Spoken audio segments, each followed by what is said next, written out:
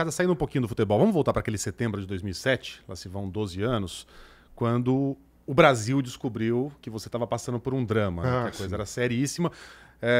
A gente era vizinho na época, Foi um acidente, morava na Vila né? Leopoldina e de vez em quando te encontrava ali na Casa London. Sim. O Casão tava lá tomando cerveja gringa. Eu morava na frente ali. Sim, eu morava ali na Guaipá. E aí o Casão tomando todas ali, até aí grande coisa, eu também tava tomando todas, cada um toma ali, vende umas cervejas gringas antes disso virar modinha. E aí, numa dessas noites, você capota o carro na Vila Romana, na Lapa. Vai pra UTI, o cacete, e o Brasil fica sabendo que você tinha um problema sério. Como é que você chegou nisso, cara? Como é que começou? Pô, cara, é assim, eu sempre usei droga na minha vida. Com 14 anos, eu já tinha isso na cabeça. Aquele glamour dos anos 70, muito ligado à década de 60, que eu gostava pra caralho, minha banda preferida e o meu ídolo máximo era Jim Morrison. Só que eu não consegui naquela época, até por falta de conhecimento e entendimento psicológico, eu não consegui canalizar o meu papel de fã desesperador pelo Jim Morrison, eu não consegui canalizar pelo lado criativo dele, pelo lado criativo, compositor, poeta, cineasta, cantava pra caralho. Eu não canalizei pra lá, eu canalizei pra loucura dele. Né? Então, eu via aquela loucura, eu fazia a mesma loucura. Eu tenho todos os DVDs do The Doors na minha casa. É que ele glamorizava o uso de droga. Lógico, era um patamar espiritual maior, você ficava mais criativo, mais solto, conversava com todo mundo, mais inteligente, enfim. Tinha uma lista de coisas só positivas pra droga nos anos 70. Não tinha nada contra. Amor livre, paz e amor dos hippies e tal, não sei o quê. E eu entrei nessa, porque eu gostava muito disso mesmo. Não, até a morte era glamorizada. Jim Morrison morrendo numa banheira em Paris, morreu Janis cedo. Joplin, cenário. Morra cedo, deixa um cadáver bonito, Jimi né? Hendrix, né? Janis Joplin. A Janis Joplin, aquele negócio. E realmente, os meus ídolos são esses, cara. Eu só ganhava quadro da Janis Joplin, livro, biografia, porque a minha ligação era essa mesmo. E a minha turma de colégio, a gente tinha uma turma gigantesca, que ela se dividiu no meio, porque uns começaram a fumar maconha, outros não, mas continuava junto. Era legal, a gente viajava todo mundo junto, mas a turma foi dividida por causa disso. Então a droga sempre esteve presente. Só que assim, cara, eu acelerei naturalmente as coisas. Porra, eu já tomei droga injetável logo em 79, eu tinha 16 anos. Aqui no Brasil tinha isso? Tinha, cara, tinha. Pô, assim, não vou falar nos meus amigos, conhecidos, mas muita gente tomava droga injetável nos anos 70, início dos anos 80, muita gente. E eu entrei nessa e, assim, cheirei cocaína, tomei ácido, fiz um monte de loucura. Fiquei 8 anos sem usar nada na Europa, voltei pro Rio, também não usei nada, voltei para São Paulo, voltei à rotina normal que eu tinha antes com meus amigos. Não estou culpando meus amigos, não. Eu nunca culpei ninguém. E acho que quem fala que começou a usar droga por causa dos amigos é mentira. Você faz aquilo que você quer. Ninguém coloca um canudo no seu nariz, nem empurra um baseado na sua boca. Tudo que você faz é porque você faz. Né? Então eu reconheci isso há um tempo na internação, comecei a reconhecer isso, porque você sempre fica jogando, meu amigo. A pessoa se vitimiza quando na verdade o maior responsável é você mesmo. Aí eu fiquei 8 anos. Voltei para São Paulo, começou a pegada de novo.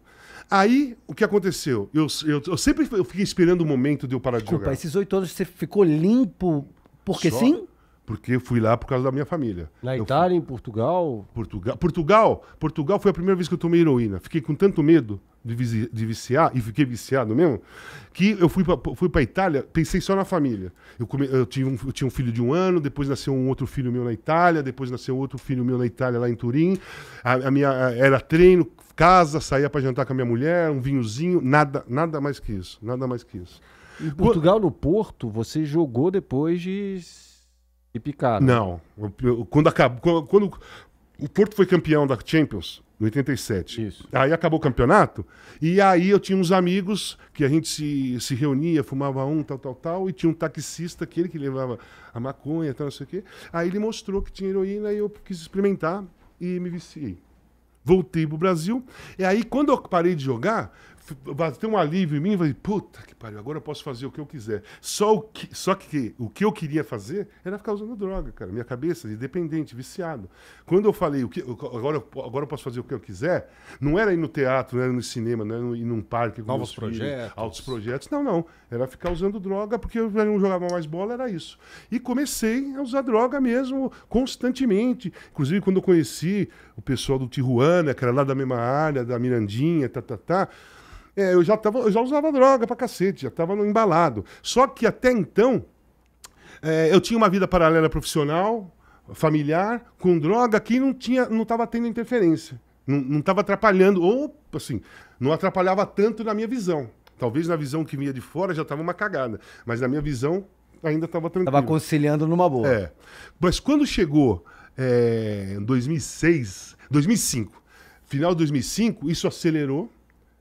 Eu comecei a ficar, por exemplo, cocaína, maconha, essas coisas, começou a não fazer mais o efeito que eu estava precisando, porque eu era dependente. E aí eu larguei tudo isso e voltei para a droga injetável. E aí a droga injetável é destruidora. Em 10 dias, em 15 dias, ela vai acabar. Droga injetável, heroína?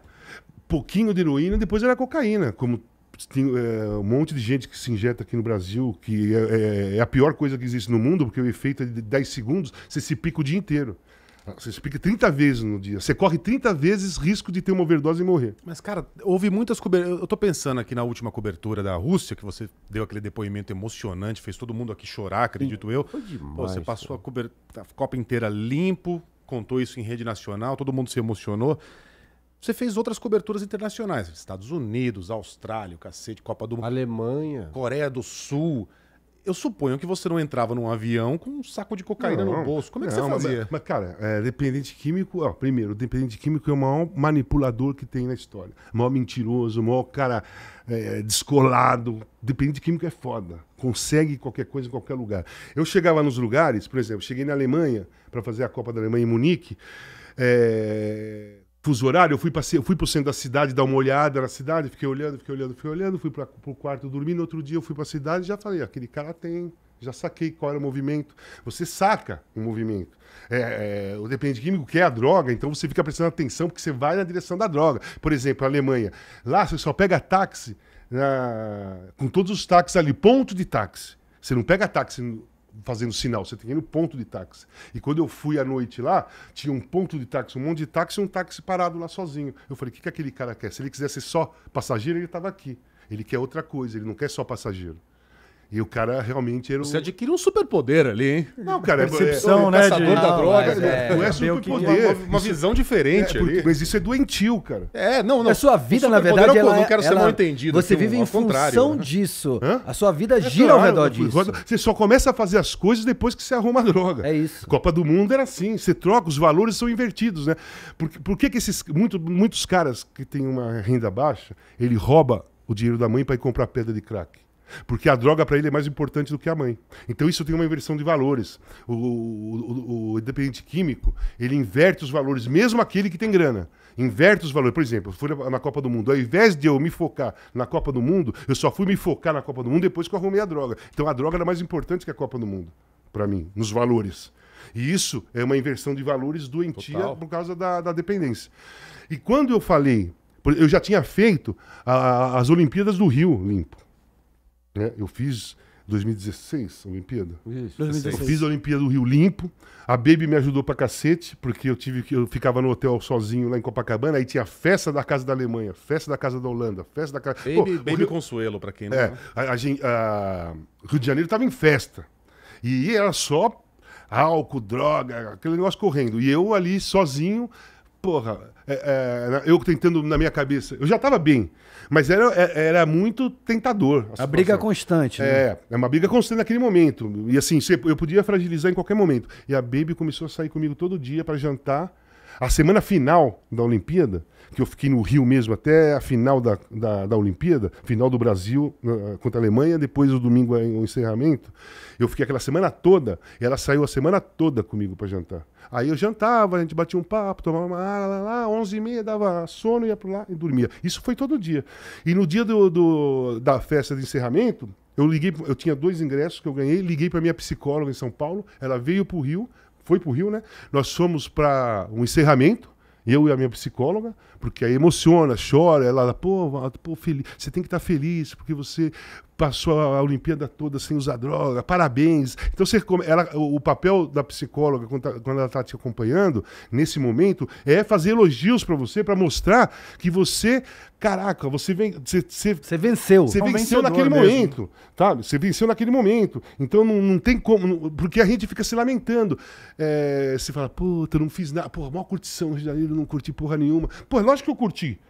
Só que a cabeça naquele momento ainda funcionava assim, curtição pra mim era usar droga. Então, mesmo eu não usando, já não usava um tempo, mas a cabeça funciona dessa maneira. E aí ela me, pô, parabéns, caralho, foi do cacete. Aí nós saímos do Maracanã, ligamos pra Baby e fomos jantar os 3. Aí no jantar eu falei pra elas, eu falei, cacete, bicho, esse foi o primeiro evento grande de esportes que eu faço inteirinho sem beber e sem usar droga. Foi a Copa, foi a Olimpíada. Pô, legal, parabéns. Tá. Só que como eu sou um cara perfeccionista, e por isso que eu consegui me tratar e me trato até hoje bem. Por exemplo, ontem eu fui no cinema com um psicólogo, porque eu não preciso mais, eu não tô entendendo mais, eu peguei hábito e eu gosto de sair com psicóloga ou com psicólogo. Você contou isso no livro em que você expõe seus demônios, que em determinado momento saía só com psicólogo. Você ia num boteco ali, tinha que o cara ia ao banheiro junto. Só psicólogo. Hoje em dia eu não preciso mais, mas eu chamo eles quando eu não tenho companhia. Pô, ontem eu fui fazer terapia, fui ver um filme argentino, o Darín, A Odisseia dos Tontos, que é muito bom filme. Saiu essa semana, tá no cinema. E eu não tinha ninguém, liguei pro meu psicólogo, você tá afim, você tá livre pra ir no cinema? Eu vou com você. Aí nós fomos. Só que faltava pra mim eu fazer um evento desses fora do Brasil pra que eu conseguisse lidar sozinho, sem a ajuda do psicólogo, né? E outra, Copa do Mundo é mais de um mês. A Copa do Mundo é mais de um mês, é só festa também. Você dorme de fogo, né? Você dorme pouco, come pouco, um jogo atrás do outro, viagens e tal. Uma coisa, o pessoal acha que vai passear. Então, exatamente. Mas ao mesmo tempo é muito divertido. Claro, é bom pra cacete. Imagina, mas o melhor trabalho é o limite. Só que, por exemplo, o dependente químico, ele tem uma lista, pelo menos eu tenho a minha lista de comportamentos de gatilho para uma possível recaída, que é cansaço, fome, solidão. É uma lista que fazia com que eu usasse droga no passado e que eu tenho que fazer, eu aprendi a fazer diferente. E eu queria ir para a Copa do Mundo, para mim eu precisava ir na Copa do Mundo, passar por tudo isso e lidar sozinho, né? Por isso que eu tive aquele desabafo no final. E durante a Copa, durante a viagem até a Copa... Você teve quase uma recaída em Liverpool, não foi? Não tive uma recaída. Quase. Eu fiquei louco na porta do Cavern Club. Todo mundo, verão, mulheres bonitas, os caras, todo mundo tomando cerveja, tocando Beatles lá dentro. E os meus amigos, vamos entrar. Ninguém tinha ido no Cavern Club. E eu ali, ficava, puta, entro, não entro, o que eu vou fazer? Entro, não entro. Vou pegar uma cerveja. Entro, não entro. Beatles, cara, tô na casa dos caras. E, não vou lá, tal. Aí eu decidi não ir. E uma produtora da Globo, ela ia entrar, ela decidiu ir embora junto comigo, só para dar um suporte.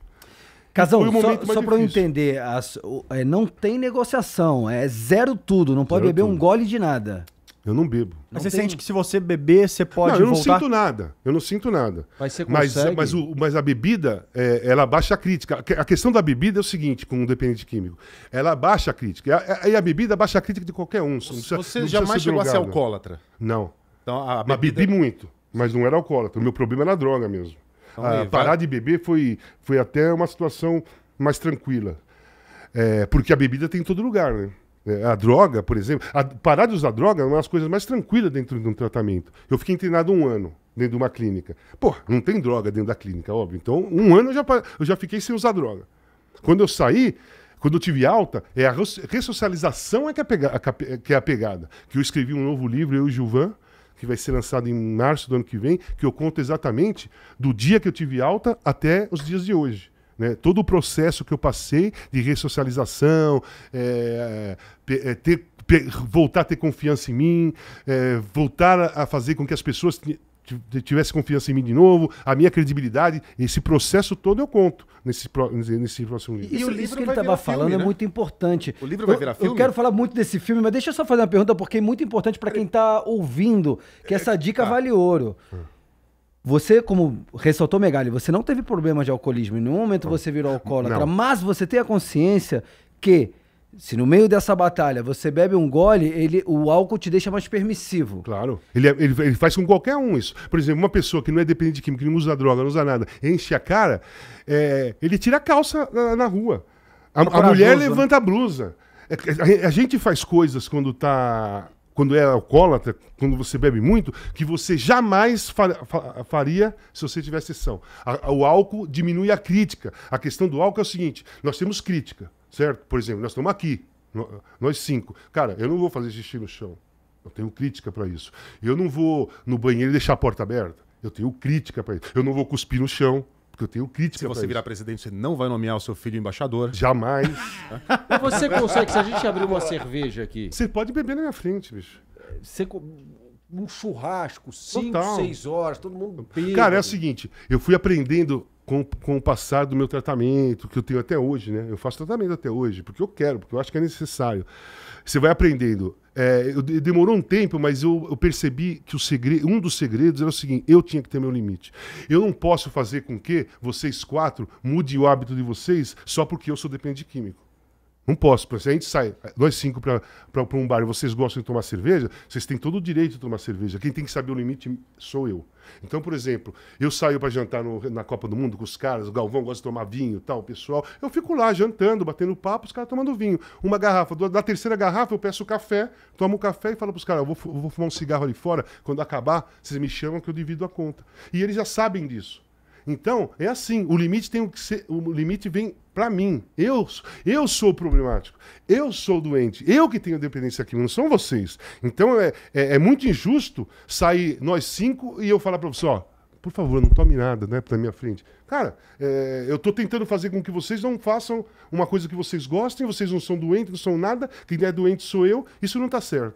Então, eu aprendi a desenvolver o meu limite. Então, por isso que eu vou em churrasco, eu saio para jantar com as pessoas, eu vou em festa às vezes, que eu fico lá, cara. Fico lá.